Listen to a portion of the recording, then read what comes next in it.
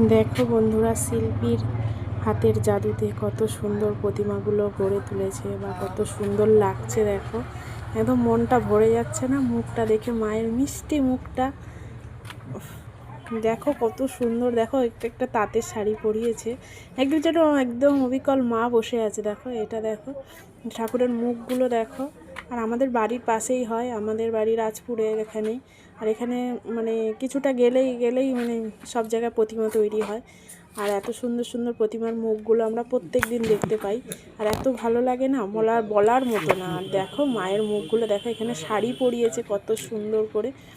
ওই মায়ের মুখটা দেখো তোমরা, আমি সুন্দর করে দেখাচ্ছি, তোমরা দেখতে থাকো। দেখো এখানে একটা বেনারসি শাড়ি পরিয়েছে।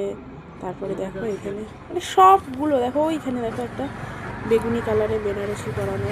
মানে মায়ের মুখগুলো এত সুন্দর লাগছে, মানে না দেখলে বোঝা যায় না।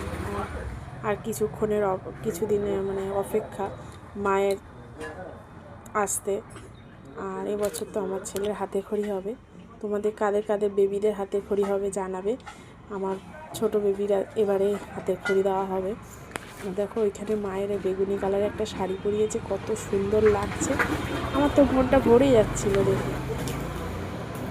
দেখো এখানে দেখো শাড়িটা পরিয়েছে, মনটা ভরে যাচ্ছে না?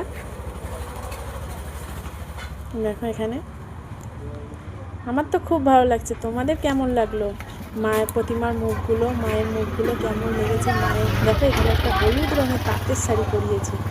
ও, মনটা ভরে যাচ্ছে দেখে, খুব সুন্দর।